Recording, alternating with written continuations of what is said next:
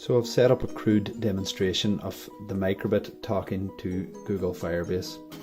So over here I have a Microbit connected to a Raspberry Pi and it's running its own Firebase script.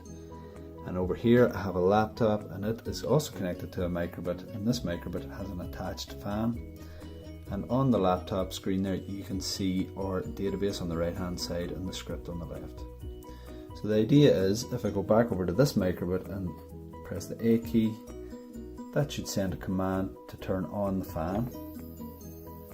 And if I hit the off key, it should turn off the fan. And again, as I turn on and off the fan, you should see the entry in the database changing live, so it's at on.